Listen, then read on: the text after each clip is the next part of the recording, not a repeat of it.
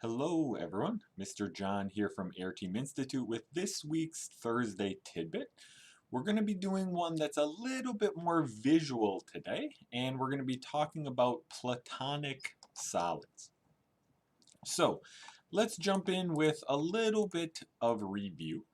So remember, when we're dealing with a two-dimensional shape, we called a polygon that had equal sides and equal angles. So every single side was the same, every single angle was the same. So there was a lot of symmetry going on here. We called this a regular polygon, right? We have these for, right, all kinds of sides in this case. Right? We could have 3 sides, 4 sides, 5 sides, 6 sides, etc. And this goes on forever, right? We could add the number of sides, we could add, right, more shapes to this diagram. This is never going to stop, right? There are infinitely many regular polygons. If you give me a number of sides, an integer number of sides greater than or equal to 3, if we want to be picky, you can tell me a regular polygon or give me a regular polygon that fits that restriction. So our natural question then is to try to start thinking about this in 3 dimensions as well. So 3D shapes, they're sometimes called solids. In particular, if you have like a polygon where we have all kinds of faces, right? So you have little polygon sides, you have points, right? Straight lines. This is a polyhedron, right? So like a sphere is not a polyhedron. A cylinder is not a polyhedron because it doesn't have faces that are polygons. But the other shapes we're going to look at today are all of these polyhedrons. Now, what's our kind of symmetry requirements here? Right, so we kind of want all the sides to be the same. Well, now we have faces. So all of the faces are identical regular polygons. So already we have a lot of symmetry, right? For each face, all the kind of angles there are the same and stuff like that. But we actually want more than that, right? We want kind of all the faces to meet at the same angles and stuff as well. So we really have a lot of symmetry here. You want to think of this as a shape that you could rotate around and it's going to be the same in a lot of different rotations, a lot of different symmetries. So these are kind of the most symmetric 3D shapes we could ever hope for to get in that case. Right? So our first question here was this is possible, right? Well, sure, this is very, very possible. There's at least one example I'm sure you know about here. And that one is 6 squares put together, right? So this thing right here is officially called a net. So this is what's sometimes called a net. We're not going to be doing too much with the nets today.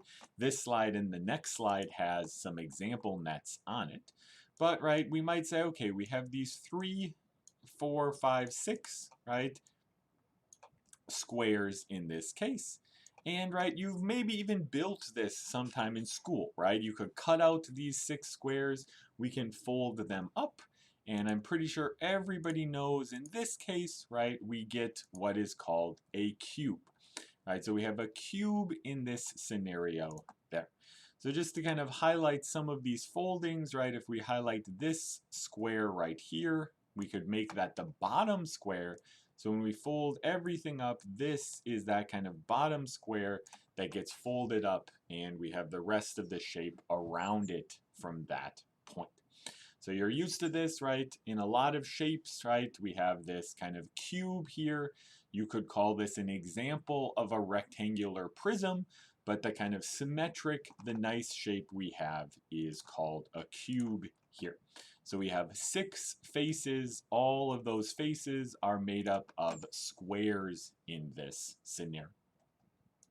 Now, what if we fold up, instead of 6 squares, what if we fold up 4 triangles in this case?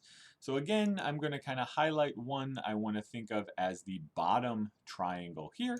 This one's pretty simple. We kind of fold up all 3 sides in this case. And so we get this shape here. So here we have our bottom triangle. There are 3 triangles folded up on the sides, right? Kind of we have a left and right fold, and then the kind of one in the back in this picture. And this is what's called, in this case, you will call it a tetrahedron. Sometimes regular tetrahedron, the naming conventions aren't always super specific in this case. But, right, as far as we're concerned, we can think of it as a tetrahedron, 4 equilateral triangles folded up perfectly to form this pyramid shape. You could also refer to this as a triangular pyramid, but the specific name we want to talk about here is kind of a tetrahedron in this case. So, right, so far we have seen a cube and we have a tetrahedron here too. So, does this continue? Yes and no. So, right, our question is, are there kind of infinitely many of these shapes? Right, it's harder to define things very carefully in 3D, right? Sometimes this is called a regular convex polyhedron and things like that. In fact, the answer is no. Now, there might still be a lot, right? So there's a lot of 3D shapes. There's a lot of classification done on 3D shapes. So you can find big lists online where they list all kinds of different possibilities, all kinds of different cases, but this is not one of those scenarios. There are actually not that many more. In fact, there are 3 more that fit this bill. Now we start to get more faces, more sides, so we're not going to do all the folding of nets and things like that there.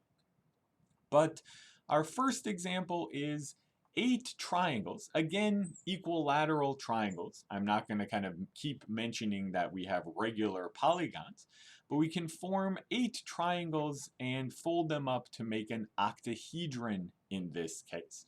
So this is kind of 2 square pyramids. So just helping visualize this one a little bit, let me kind of trace over a square in the middle. We actually have a square kind of in the middle here. That's not one of the faces, but then you have 4 equilateral triangles on top, 4 equilateral triangles on the bottom. So kind of gluing 2 kind of square pyramids, if your triangles are equilateral together, gives you an octahedron. You can actually fold up pentagons as well. If you fold up 12 pentagons, you make a dodecahedron. So notice some of these names remind you of polygons. If you know an octagon has 8 sides, an octahedron has 12 faces. If you know a dodecagon has 12 sides, a dodecahedron has 12 faces. And here all of those faces are pentagons in this case. So, right, we have all of these pentagons folded up there. Sometimes you'll see kind of vases and stuff like that, or kind of little boxes or little holders that will kind of be in this shape, right? And like I said, the octahedron can be kind of put into, right, 2 of these square pyramids. The last one we have here is a icosahedron. So this is 20 triangles there. Some of you may know this if you've ever seen like a 20-sided die, or if you've ever seen like a die that has a lot of sides. It might be in one of these shapes as well. And so these 20 triangles that we can put together make up an icosahedron. So note, in fact, most of our shapes here are made up of triangles. A tetrahedron was 4 triangles, octahedron is 8 triangles, icosahedron is 20 triangles, and then we have squares giving us a cube and pentagons giving us a dodecahedron. And this is it. These are the 5 shapes like this that we have. And that's kind of the reason they're pretty famous. And that brings us to the name they're often known by, which is Platonic solids. These are the 5 Platonic solids in this case. All right, so I'm not going to label all of the names, but just kind of reminding us of the number of faces here.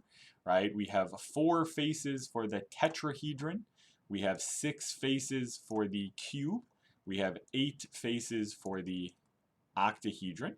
We have 12 faces for the dodecahedron, and we have 20 faces for the icosahedron there.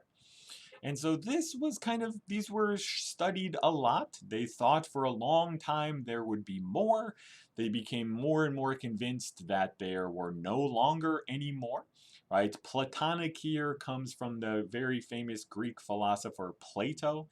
And so he actually, because there were kind of only 5 of these shapes, some of his philosophy at the time, it seems a little bit funny nowadays to think about it, but some of his philosophy at the time was thinking this was super, super special. So a lot of their kind of early models of kind of how the planets worked or how kind of things were kind of orbiting in the solar system, they sometimes thought of these Platonic solids being in space, kind of taking up things, right? Because it is a pretty weird thing. It is a pretty striking fact that there are only 5 of these solids, right? That doesn't happen too often in math. If you can find some examples, you can find a bunch more from there. Not so much in this case. And so that's where kind of these Platonic solids are a pretty cool thing. There's kind of only 5 of them, and they have these kind of nice properties that you can start thinking about and learning more about as well. That brings us to the end of this Thursday tidbit. So hopefully you guys enjoyed this slightly different visual video here. And check back each Thursday for a new math tidbit. And check out ziml.areteem.org for daily practice and everything that way too. If you like this, please hit the like button, subscribe, and I hope to see you guys all again soon. Goodbye.